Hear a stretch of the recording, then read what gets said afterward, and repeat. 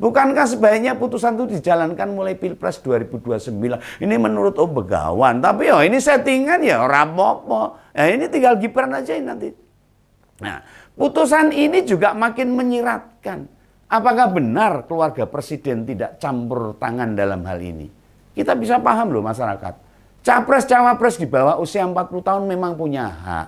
Tidak masalah. Tapi melandaskan pada boleh maju jadi calon. Jadi orang yang pernah terpilih. Entah melalui pemilihan legislatif atau pilkada saja. Itu kekonyolan, konyol ini.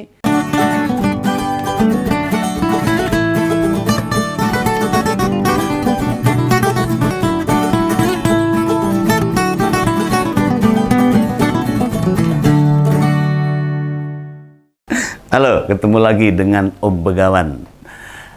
Jangan kurangi bahagia Anda. Tetap di Ngompol Ngopini Politik. Nah ini tadi nih, awalnya banyak pihak merasa bersyukur. Siang ini Mahkamah Konstitusi tidak mengabulkan permohonan gugatan batas usia untuk jadi cawapres dan capres.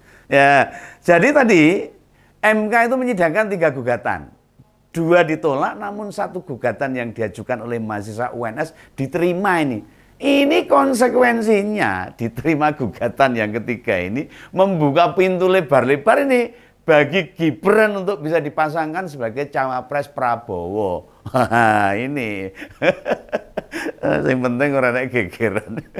Lah MK menolak 2 gugatan, yakni batasan usia minimal 40 tahun, tidak melanggar atau sebagai batasan yang diskriminatif. Ya termasuk gugatan kedua ini. Menyidangkan perkara orang usia di bawah 40 tahun tapi punya pengalaman pemerintahan. Itu juga ditolak. Nah, dan waktu menyidangkan gugatan ketiga, MK itu mengabulkan gugatan. Capres-cawapres bisa berusia di bawah 40 tahun, namun sedang atau pernah menjabat jabatan yang dilalui dengan elected official. Nah, atau gampangnya itu melalui pemilihan umum atau pilkada itu loh. Kalau pengen paham itu. Dan keputusan ketiga ini jadi pintu masuk bagi wali kota Solo untuk digandeng jadi cawapres Pak Prabowo. Wah ini gayeng ini.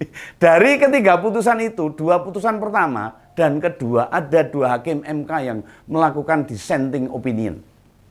Beda pendapat gampangannya lah.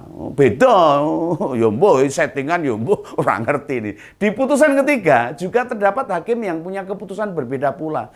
Artinya palu MK tidak satu suara. Ya, mari kita coba kupas saja ini. Mengapa putusan ketiga yang dikabulkan oleh MK itu pantas dipertanyakan? Oh ya ini, dalam putusannya MK itu menyebut, putusan itu berlaku mulai Pilpres tahun depan. Nah, putusan ini makin mengarah ini. Kalau MK itu jadinya bukan Mahkamah Konstitusi, melainkan Mahkamah Keluarga, ini jelas ini. Loh bagaimana tidak?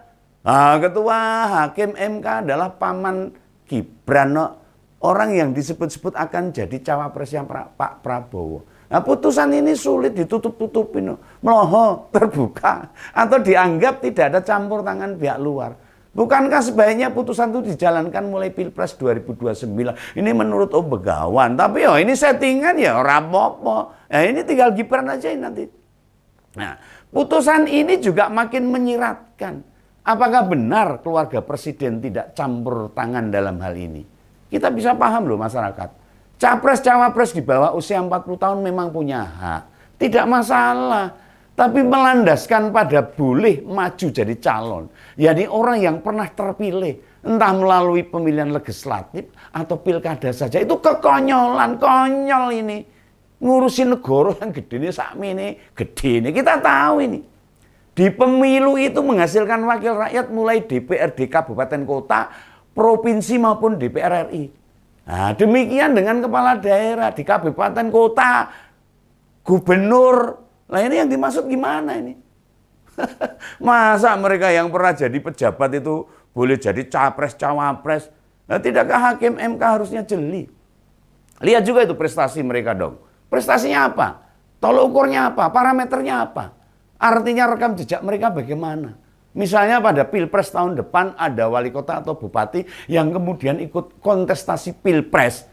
Seandainya tidak pernah berprestasi, buat apa dicalonkan jadi pemimpin negara? Belum lagi tantangan kepala daerah. Tiap wilayah kan ya beda-beda. Tidak menjadikan mereka dianggap mumpuni. Iya toh, punya kapasitas bagus.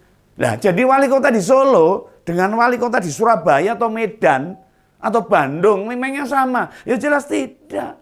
Ini tidak bisa menjadi tolok ukur hanya kepala daerah tingkat kota. Ini menandakan dikabulkannya gugatan ketiga menurut pribadi Om Begawan. Ini menurut saya loh, ini bentuk akal-akalan untuk meloloskan wali kota Solo sebagai cawapres Prabowo. Nah, nek Gibran mau gitu loh. Mereka ini benar-benar gelap mata ini. Lah mau bagaimana? Terkesan Gibran harus bisa dicawapreskan. Nah, dari 3 keputusan itu sebenarnya kan juga kontradiktif toh. Misalnya begini loh. Gugatan pertama yang soal usia kan tidak boleh di bawah 40 tahun.